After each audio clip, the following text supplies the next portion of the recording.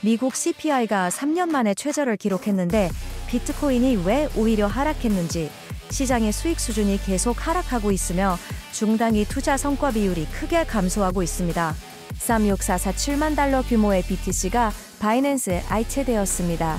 이것이 매도 신호인지 아니면 장기적 전략의 전조인지는 불확실합니다. 코인베이스를 따라 자신만의 블록체인을 출시한다고?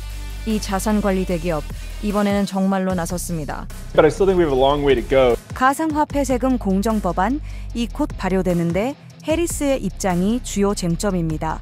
일본 총리가 갑자기 9월 선거에서 사퇴를 발표했습니다. 자민당의 신뢰 회복을 도우려는 걸까요? 암호화폐로 세계를 다시 측정하고 24시간 자산 관리 정보를 파악하여 천천히 부자로 되어갑시다. 8월 15일 목요일 BIT코인TV 한국어 채널 마이클입니다. 먼저 암호화폐 24시간 데이터 헤드라인을 살펴보겠습니다. 어젯밤 미국 노동부는 소비자물가 지수 CPI를 발표했습니다. 보고서에 따르면 미국 7월 CPI는 월 0.2% 상승하여 6월의 월 0.1%보다 상승폭이 커졌습니다. 연간 CPI 증가율은 2.9%로 이는 4개월 연속 하락하며 2021년 3월 이후 최저치를 기록했습니다. 이는 미국의 인플레이션이 계속해서 억제되고 있다는 것을 보여줍니다.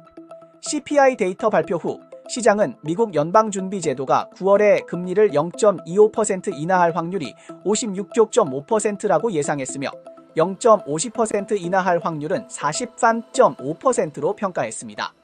미국 주식시장의 주요 지수는 상승했지만 장 마감 시 다시 조정되었습니다. 비트코인은 CPI 데이터 발표 직후 67,839달러까지 상승했지만 이후 매도 압력이 급격히 나타나면서 비트코인은 빠르게 6만 달러 아래로 하락했습니다. 오늘 아침 6시쯤에는 최저 58.3441달러까지 떨어졌습니다. 이더리움의 움직임도 비슷하게 2,784달러까지 상승한 후 신속하게 2,700달러 아래로 하락하며 24시간 동안 1.71% 하락했습니다. 왜 시장이 이런 상황이 되었는지 하나의 가능한 이유는 예상 심리에 의한 것으로 시장은 이미 9월 금리 인하 상황을 선반영했으며 대형 투자자들이 이 기회를 이용해 가격을 끌어올렸다가 다시 하락시키며 소액 투자자들을 수익을 거두는 시점에서 수확할 수 있기 때문입니다. 또 다른 가능성은 미국 정부가 밤늦게 1만 비트코인을 코인베이스 지갑으로 이체한 것이며 이는 판매 준비를 하고 있다는 뜻일 수 있습니다. 비트코인의 미실현 소닉 NUPL 데이터는 3월 0.69에서 지속적으로 하락해 0.25 이하로 떨어졌으며 투자자들의 감정도 적극적인 낙관에서 보수적이고 불안한 상태로 변화했습니다. 단기 시장에서 장기 이익을 위한 자금이 점차 소진되고 있으며 단기 투자자들은 대개 높은 가격에 진입하였기 때문에 현재 6만 달러 이하의 비트코인은 대부분 평가 손실 상태에 있습니다. 시장은 단기적으로 높은 가격에는 도달하지 못하고 낮은 가격에도 머물지 않고 있으며 투자자들은 긴장된 상태에 있습니다. 저가 매수는 추가 하락 위험을 동반하며 매도는 손실을 감수해야 하는 상황입니다. 이러한 감정은 시간이 지남에 따라 점차 사라질 것이며 2024년 4분기에는 여전히 저조한 시장 상황이 이어질 가능성이 큽니다. 암호화폐 시장은 여전히 FTX 배상 문제와 미국 정부의 규제 압박 등 여러 불확실성에 직면해 있으며 중단기적인 투자 가치가 크게 하락했습니다. 향후 시장 상황은 어떻게 될까요? 초선 지표인 코인베이스 지수를 살펴보면 비트코인이 49,000달러로 바닥을 찍은 후 코인베이스 지수는 명확히 반등하여 긍정적인 프리미엄 구간에 도달했습니다. 그러나 비트코인이 반등하면서 코인베이스 지수는 더 이상의 상승 없이 정체되었습니다. 미국 기관과 비트코인 현물 ETF 투자자들은 저가 매수 의향이 있지만 가격을 지속적으로 끌어올리는 데에는 소극적인 모습입니다. 반면 한국의 프리미엄 지수는 계속해서 긍정적인 프리미엄 구간을 유지하고 있지만 3월부터는 지속적으로 대폭 하락세를 보였습니다. 최근 비트코인의 반등에 따라 소폭 상승세를 보이고 있으나 여전히 상대적으로 낮은 수준입니다.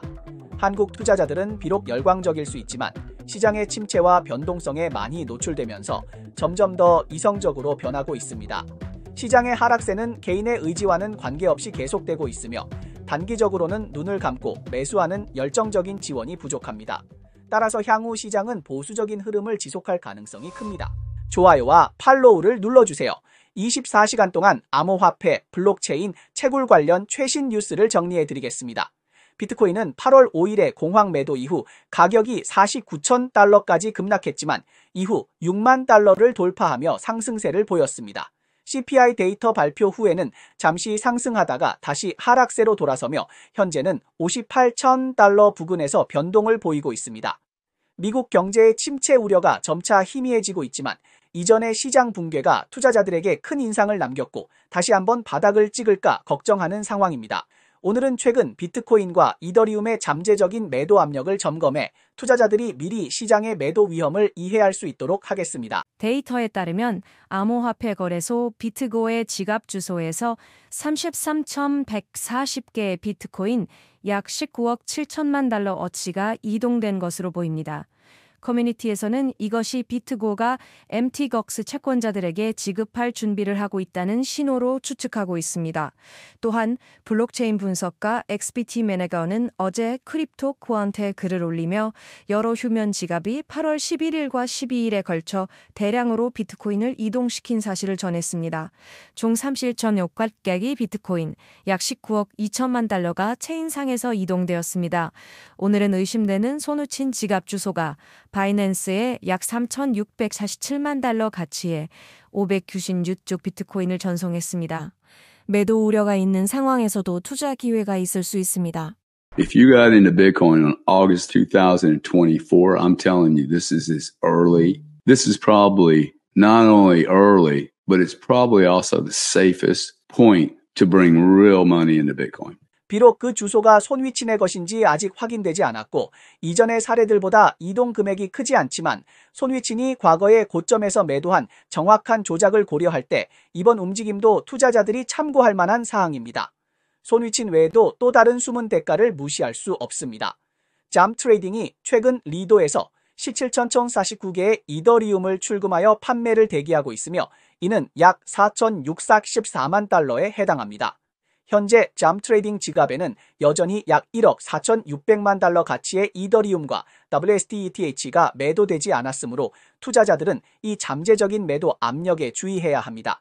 시장의 매도 압력이 갑작스러운 폭락을 일으킬 가능성도 있으니 유의하시기 바랍니다. 하지만 폭락은 진입의 시점을 의미할 수도 있습니다. 아마 8월이 다음 불마켓이 오기 전 가장 좋은 진입 시점일 수도 있습니다. 2021년 코인베이스의 스타 엔지니어 제시 폴락은 인생의 전환점을 맞이했습니다. CEO 브라이언 암스트롱은 그를 붙잡기 위해 대담하게 코인베이스를 블록체인으로 가져오려 했습니다. 이 결정으로 폴락은 코인베이스를 블록체인 상장하는 길을 개척했으며 몇 년 후 코인베이스는 자체 레이어2 블록체인인 베이스를 출시했습니다. 코인베이스라는 큰 나무의 지지와 거래소 사용자들의 지원 덕분에 바하세는 공용 블록체인 시장에서 빠르게 자리 잡았고 현재 활성 사용자 수는 34천 명에 달하며 총 잠금 가치가 3.41억 달러에 이릅니다. 코인베이스의 바하세가 이렇게 잘 나가자 한 대기업이 가만히 있지 않았습니다. Yeah, well, we've come a long way, but I still think we have a long way to go. 블록체인 데이터 플랫폼 토큰 터미널에 따르면 블랙록은 코인베이스의 L2 네트워크 버세와 유사한 자사 블록체인을 출시할 가능성이 있습니다. 블랙록은 보유한 암호화 자산을 세 가지로 구분합니다. 비트코인, 이더리움 등의 암호화 자산, USDC 등의 스테이블 코인, BUIDL 등의 토큰화 자산, 토ken 터미널은 블랙록의 iShares BTC ETF 성공을 특히 강조하며 이 회사가 유사한 전략으로 더 많은 주류 암호화 자산을 ETF 제품 라인에 포함시킬 것이라고 예측합니다. 동시에 블랙록이 올해 3월 발행한 BUIDL의 시가총액은 현재 5.2억 달러에 근접하고 있습니다. BUIDL은 최근 가장 큰 토큰화 펀드가 되었으며 블록체인 기술이 전통 금융 트라디파이 분야에서 발전하고 융합되고 있음을 보여줍니다. 미래에 분산화된 세계에 적응하지 못하는 기업들은 빠르게 과거의 기업이 될 것입니다. 코인베이스가 베이스를 통해 웹3 게이트웨이로 변모한 것과 유사하게 블랙록의 블록체인 계획은 회사를 전통 자산 관리 회사에서 디지털 자산 분야의 선도자로 성장시킬 수 있습니다. 블랙록이 자사 블록체인을 출시할지는 아직 미지수이며 회사는 비하인 크립토의 논평 요청에 즉시 응답하지 않았습니다. 그러나 이러한 조치는 명확한 규정이 필요합니다. 반암호화폐 입장을 가진 자문 2명을 기용했는데 카말라 해리스가 어떤 의도를 가지고 있는 걸까요? 일본의 최대 방금리 인상주의자가 물러나면서 여러 가지 요인들이 일본의 금리 인상 가능성을 시사하고 있습니다. 안녕하세요. BIT코인TV 한국 채널 마이클입니다. 미국 대통령 선거에서 트럼프와 바이든이 맞붙었을 때 트럼프는 지지율이 크게 앞서며 유리한 상황이었고 트럼프가 총알을 피해 바이든이 선거 무대에서 물러난 후 바이든이 지명한 미국 부통령 카말라 해리스가 8월 6일 당내 선거에서 승리하며 민주당 대선 후보가 되었습니다.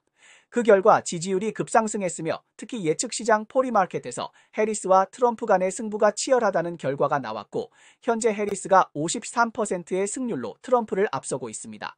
하지만 중요한 경합주에서는 트럼프가 1.5% 앞서며 상황이 매우 팽팽합니다.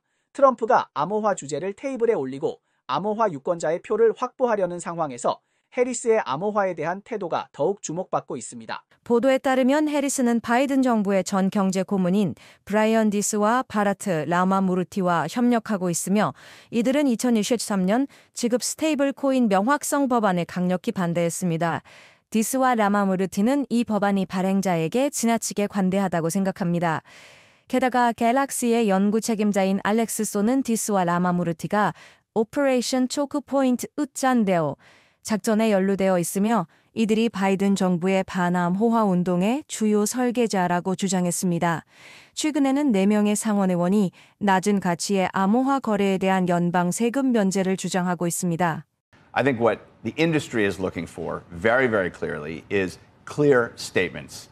Clear statements potentially from the existing White House and clear statements from Harris as part of her economic policy agenda. 미국의 판매세는 일반적으로 상점이 청구서에 추가하는 고정 비율인 반면 미국의 자본 이득세는 사람들이 암호화폐로 상품을 구매할 때 주요 장애물입니다. 자본 이득세는 계산이 복잡하여 사용자가 각 거래의 판매 가격, 비용, 시간, 이익 또는 손실을 보고해야 합니다. 이번에 국회에서 암호화폐 결제에 대해 면세 정책을 제공하는 제안을 하여 $200 이하의 소액 소비에 대해 더 자유롭고 간편하게 사용할 수 있게 되었습니다. 일본에 또다시 충격적인 뉴스가 전해졌습니다. 엔화의 금리 인상으로 인해 세계 증시가 블랙 먼데이의 그늘에 빠진 가운데 현재 총리인 기시다 후미오가 갑자기 사퇴를 발표했습니다. 기시다 후미오의 사퇴 발표 당일 일본 증시는 다시 큰 변동을 겪었습니다. 니케이 225 지수는 한때 0.2% 하락하며 장 초반 1.3%의 상승폭을 상쇄했으나 이후 안정세를 보였습니다. 엔화는 잠시 상승했으나 10년 만기 일본 국채 수익률은 1.5 베이시스 포인트 하락했습니다. 일본 경제는 이러한 여러 차례의 재앙을 겪으면서 매우 취약한 상태에 있습니다. 또한 미국 연준의 9월 금리 인하가 점차 확정됨에 따라 일본은행의 금리 인상 가능성도 크게 상승하고 있습니다. 이번에는 일본이 정말로 금리 인상을 할 것 같습니다. 自民党が変わることを示す最も分かりやすい最初の一歩は私が身を引くことであります。私は来たる総裁選には出馬いたしません。 시장에 미칠 장기적 영향에 대해 아나리스트들은 기시다 후미오가 재선에 출마하지 않기로 결정함으로써 중앙은행 정책 정상화를 지지하는 새로운 지도자가 등장할 수 있는 길을 열어줄 수 있다고 보고 있습니다. 노무라 증권의 외환 전략 책임자인 후토 후미오는 기시다 후미오가 출마하지 않으면 모테기 도시미츠나 가와노 타로가 당선될 가능성이 더 높아질 것이라고 언급했습니다. 현재 일본 주민들은 엔화를 매입하고 있을 가능성이 있습니다. 모테기 도시미츠는 7월 말 일본은행이 통화정책 정상화의 결심을 더 명확히 해야 한다고 발언하며 단계적인 금리 인상을 요구했습니다. 그는 또한 엔화의 과도한 가치 하락이 일본 경제에 명백히 악영향을 미친다고 지적했습니다. 일본 주식시장에 대해 미즈호 증권의 수석 분석가인 오모리 아키요시는 엔화의 움직임이 외부 요인, 특히 미국 경제 데이터와 연준의 결정에 따라 달라질 것이라며 미국이 금리를 인상하면 일본 증시에 큰 충격이 있을 것이라고 전망했습니다. 일본과 미국이 정말 비슷해졌다고 감탄하지 않을 수 없습니다만 총리가 왜 갑자기 사퇴를 발표했는지 궁금하지 않을 수 없습니다. 사실 자민당은 최근 정치자금 스캔들로 큰 타격을 받았으며 당내 파벌 의원들이 정치자금 불법 행위에 연루되어 할당량을 초과한 모금이 뇌물로 사용되는 작은 금고를 만들어 지원금 문제를 일으켰습니다. 그 결과 기시다 내각의 지지율이 대폭 하락했으며 올해 1월에는 당내 최대 파벌인 아베 파벌이 해체되었습니다. 기시다 후미오는 자민당의 지도자로서 당내에서 발생한 문제에 대해 책임을 지겠다고 주저하지 않았으며 스캔들이 드러난 이후로 리더로서의 책임을 고려해왔다고 밝혔습니다. 이렇게 보면 자민당의 리더로서 당내 문제를 책임지는 그의 모습은 다소 무사적인 태도를 보입니다. 모건 스탠리는 미국 증권거래위원회에 제출한 문서에서 6월 30일 기준으로 블랙록 현물 비트코인 ETF 550만 주를 보유하고 있으며 블랙록 비트코인 ETF의 주요 5대 보유자 중 하나가 되었다고 보고했습니다. 루컨체인 모니터링에 따르면 황리성이 여전히 F랜드를 지속적으로 구매하고 있으며 현재 보유 가치는 약 150만 달러로 총 구매 비용은 1,699. 비트코인 마가진에 따르면 미국 정부가 실크로드에서 압수한 1만 BTC를 코인베이스 프라임 주소 33J로 이전했습니다. 이 금액은 약 5억 9,390만 달러에 해당합니다. 포브스 기자가 X에서 공개한 바에 따르면 양당 블록체인 의회 그룹 블록체인 카우쿠스가 해리스에게 SAB 121의 폐지 및 개혁을 촉구하며 FITE를 통과시키고 최종 법안을 통해 명확한 규칙을 설정할 것을 제안했습니다. 또한 암호화폐, 특히 송금 분야의 중요성을 인식할 것을 권장하고 있습니다.